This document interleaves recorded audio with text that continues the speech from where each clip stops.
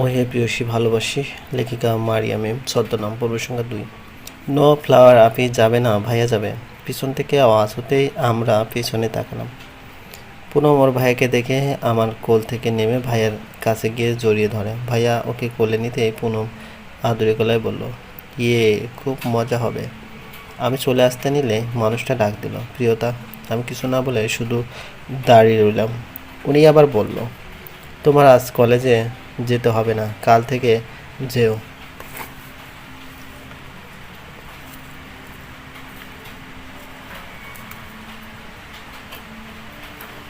নিচে আসতে দেখা পেলাম ফুপুর। রান্নাঘরে নাস্তা বানানোর ব্যস্ত তিনি। আমাকে দেখে আদুরে গলায় ডাকলো, উঠে পড়েছিস? যাক, ভালোই হলো। টেবিলে দেখ, নাস্তা দেওয়া আছে। প্রিয় উঠেছে, না উঠলে ডাক দে, একসাথে খেয়ে নে দুজন। উঠেছে মামুনি, পুনমের সাথে আসছে। ঠিক আছে, বস তুই, আমি হাতটা ধুয়ে আসছি। আচ্ছা মামুনি। ছোটো থেকে ফুপুকে মামুনি বলে আমি। ফুপু আমার মায়ের থেকে কোনো অংশে কম না। আমার জন্মের সময় মা অসুস্থ ছিল খুব। সে সময় ফুপে আমাকে সামলে রেখেছে। অতটুকুনে একটা বাচ্চা মেয়েকে সামলানো সহজ কথা নয়, যা ফুপু করেছিল। মা পুরো সময়টায় শুয়ে থাকতো, আমাকে কোলে নিয়ে বসবে, সে অবস্থাটাও ছিল না তার। কারণ খুব অল্প বয়সে বিয়ে হয়েছিল মায়ের। বিয়ের পরপরই আমার জন্ম। অত অল্প বয়সে এতটা ধকল নিতে না পারায় ভীষণ অসুস্থ হয়ে পড়ে। 2-3 মাস লেগে গিয়েছিল মায়ের সুস্থ হতে। এ সময় মা আমাকে খুব বেশি যেটা করতে পারতো তা হলো আমাকে খাওয়ানো আর ঘুম পাড়ানো। বাকি সব কিছু ফুপুই করতো। দাদি না থাকায় পুরোটাই ফুপুর উপর এসে পড়ে। কথা বলা শিখতেই ফুপুকে মামুনি ডাকি আমি। তার ফুপু আমাকে মেয়ের মতো নামেই মনে করে আদর যত্ন করে। টেবিলে বসার কিছু মুহূর্তে পার না হতে পুনম আর পিয়ক নিচে নেমে আসে। পুনম তখনও পিয়কের কোলে। পুনমকে নিয়ে বের হতে গেলে মামুনি বাধা দেয়, বলে, আগে খেয়ে নে, তারপর যা। মা, অলরেডি অনেকটা লেট হয়ে গেছে, খেতে বসলে আরও লেট হবে, এসে খেয়ে নেব। কোনো লেট ফেট হয়নি, এখনও অনেকটা সময় আছে, আগে খেয়ে নে, তারপর যাবি। আচ্ছা। মামুনির রাগের কাছে বাধ্য হতে হয় প্রিয়ককে। অবশ্য মায়ের বাধ্য ছেলে বলা যায় প্রিয়ককে। পুনমকে একটা চেয়ারে বসিয়ে দিয়ে নিজেও বসে পড়ে আবার আমার পাশের চেয়ারে। তার দিকে তাকাতেই চোখাচোখি হয়ে যায় আমার। সাথে সাথে চোখ ফিরিয়ে নেই, বুঝতে পারি তার দৃষ্টিও আমাতেই ছিল। প্রিয় কোনো মতে একটা স্যান্ডউইচ খেয়ে উঠে পড়ে। পুনম আগে খেয়ে নিয়েছিল, তাই আর কিছু খায় না। পুনমকে আমারও কোলে নিয়ে বলল, সবাইকে বাই বলো, গুড বাই মাম্মা, আপি, good bye my love bird. পুনমকে নিয়ে বেরিয়ে যাওয়ার আগে আরও একবার তার দৃষ্টিতে আবদ্ধ করে নেয় আমাকে। প্রিয়কার পুনম বের হয়ে যাওয়ার পর আমি আর মামুনি খেয়ে নিই। নিজের মনের ভিতরের অবস্থা ভিতরে রেখেই মামুনির সাথে গল্প করে সকলটা কাটালাম। এখন শরৎকাল, এ সময়ের আকাশটা আমার খুব পছন্দের। মন খারাপ কিংবা ভালো দুটো সাক্ষী হয় দূরের নীল সাদা রঙের মিশ্রিত আকাশ। মামুনিদের ছাদের উপর একটা ছোট দোলনায় বসে আছি আমি। দোলনাটা আসলেই ছোট, একজন সুন্দরভাবে বসতে পারবে। আর দুজন বসতে গেলে একজনের কোলে আর একজনকে বসতে হবে। দোলনাটা আমি বানাতে বলেছিলাম, আমার জিদের কাছে হার মেনে প্রিয়কে বানিয়ে দিয়েছিল। সেদিনটার কথা এখনও চোখে ভাসে। তখন এমনি শরৎকাল ছিল। হঠাৎ করে এসেছিলাম মামুনিদের বাসায়। আর এসেই কেন জানি চলে আসি ছাদে। আশপাশ দেখতে দেখতে হুট করে দোলনায় দোল খাওয়ার ইচ্ছে হলো, কিন্তু ছাদে কোনো দোলনা ছিল না। তাই দৌড়ে নিচে নেমে মামুনির কাছে যাই। মামুনি, মামুনি, কী হলো তোর আবার? হুট করে সেই ছাদে চলে গেলি, আবার এখন নেমে লাফাচ্ছিস কেন? উফ মামুনি, আমার কথা তো শোনো। আচ্ছা বল, শুনছি। ভাইয়া কোথায় বলো তো? ও তোর ঘরে আছে, হয়তো ঘুমাচ্ছে এখন। কিন্তু এখন তো ভাইয়া ঘুমায় না। তাহলে অনেক রাত করে ফিরেছে কাল, ওই তাই। আচ্ছা দেখছি আমি, বলে মামুনি আর কোনো কথা না শুনে উপরে চলে যায় ভাইয়ার রুম।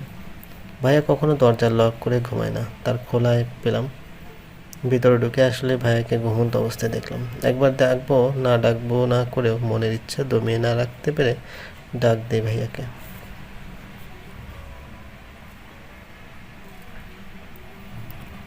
ভাইয়া, ও ভাইয়া, ওঠো না। ভাইয়া একটু নড়ে চড়ে আবারও ঘুমিয়ে পড়ে, কিন্তু আমি নাছোড়বান্দা, উঠবই উঠাবোই ভাইয়াকে, তাই টেবিলের উপর থাকা পানির গ্লাসে কিছুটা পানি ভাইয়ার মুখে ঢেলে দেয়। এভাবে পানি ঢালায় ভাইয়া লাফ দিয়ে উঠে পড়ে, সাথে রেগেও যায়। সে সময় ভাইয়ার চোখ দেখে ভয় পেয়েছিলাম খুব, তবে ভাইয়া আমাকে দেখতেই শান্ত হয়ে যায়। সমস্ত রাগ যেন হাওয়ায় মিশে যায়। ভাইয়া সবার উপর রেগে গেলেও আমার বেলায় তা হয়ে ওঠে না। সেদিনও তাই হয়েছিল, শুধু আস্তে করে বলেছিল, এটা কি করলি তুই? ভয়ে আমতা আমতা করে বলেছিলাম, সরি ভাইয়া, তো তুমি উঠেছিলে না তাই তাই বলে এভাবে। আর এখানে কেন তুই? এমনি। আচ্ছা, কি চাই সেটা বল। আর কিছু না চাইলে নিচে যা, মামুনির সাথে কাজ কর। দোলনা চাই ভাইয়া। ভাইয়া আমার কথায় অনেকটাই অবাক হয়েছিল, কেমন করে যেন দেখছিল আমাকে, যেন কোনো ভিন গ্রহের প্রাণী এসে দাঁড়িয়ে আছে ওনার সামনে। কিছুকাল পার হতেই বলল, মাথা কি গেছে তোর? ছোট বাচ্চা নাকি তুই? তুই দোলনা দিয়ে কি করবি?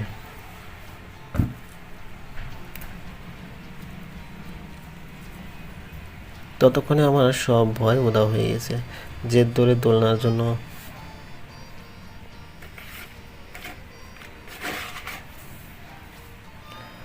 না পেরে সেদিনই লোক নিয়ে এসে বানিয়েছিল দোলনাটা। দোলনা দেখে এতটা পছন্দ হয়েছিল যে খুশিতে ভাইয়াকে জড়িয়ে ধরেছিল। ভাই আমার মাথায় হাত বুলিয়ে বলেছিল, আমার পাগলিটা। আমার খুশিটাই ছিল তার কাছে সবচেয়ে বেশি গুরুত্বপূর্ণ। অথচ আজ তার জন্য মিথ্যা অপবাদ বয়ে বেড়াচ্ছি দিনের পর দিন। ভিতর থেকে একটা দীর্ঘশ্বাস বেরিয়ে আসে। মাগরিবের আজানের সুমধুর ধ্বনি কানে আসতেই হুঁশ ফেরে আমার। দ্রুত পায়ে নিচে নেমে আসার সময় দু হাতের বাধা পায়। হুট করে এমনটা হওয়ায় ভয়ে কেঁপে ওঠে। সামনে তাকাতে দেখি প্রিয়ক দাঁড়িয়ে আছে। তাকে দেখে নিমেষে ভয়টা কেটে যায়, কিন্তু প্রিয়ক এখানে কখন এলো তা বুঝতে পারলাম না। আমি নিজেকে তার বাহুবন্ধন থেকে ছাড়িয়ে নিতে ভাইয়া বলল, এত তাড়াহুড়ো করিস কেন সবসময়? এখনই তো পড়ে যাচ্ছিলি। আমি কিছু না বলে পাশ কাটিয়ে চলে যেতে নিলে আবারও হাত ধরে টান দেয়। এবার টানে সোজা তার বুকে গিয়ে পড়ি। ভয়ও পাই কিছুটা, তাতে আপনা আপনি দু হাতে তাকে জড়িয়ে ধরে। নিজেকে ছাড়িয়ে নিতে গেলে প্রিয়ক আমাকে আরও শক্ত করে জড়িয়ে ধরে আর বলল, আর একবার ছটফট করলে ছাদে নিয়ে যেয়ে নিচে ফেলে দেবো বলে দিলাম। চুপচাপ এভাবে থাক। আমি চুপ করে রইলাম। জানি আমার ক্ষেত্রে এমনটা কখনোই করবে না, তবুও চুপ করে রইলাম। কি বলে সেটা শুনতে। এবার প্রিয়ক নিজে আমাকে ছাড়িয়ে নিয়ে দু হাতে আমার গালে রেখে বলল, এই পাগলি, আমার সাথে কেন কথা বলছিস না? হ্যাঁ, কেন বলছিস না? আজ 5 দিন হলো এসেছি আমি, যার মধ্যে দুটো কথাও তুই আমার সাথে বলিসনি। সবার সাথে কথা বলছিস, এমনকি পুনমের সাথেও দুষ্টুমি করছিস, শুধু আমার সাথে কথা বলছিস না কেন? হ্যাঁ কেন? কি করেছি আমি? এত কিছুর পরও তুমি আশা করছো তোমার সাথে কথা বলবো? কি করেছো জানো না তুমি? আমার জীবনটা শেষ করে এখন বলছো কি করেছো। কি করেছো জানো না, তাই না ভাইয়া? কিচ্ছু জানো না তুমি। চলবে। গল্পটি ভালো লাগলে অবশ্যই লাইক করবেন, কমেন্ট করে দেবেন। চ্যানেলে যদি নতুন হয়ে থাকেন অবশ্যই সাবস্ক্রাইব করবেন, পাশে থাকা বেল আইকনটি প্রেস করে রাখবেন, যাতে নতুন নতুন ভিডিও আপলোড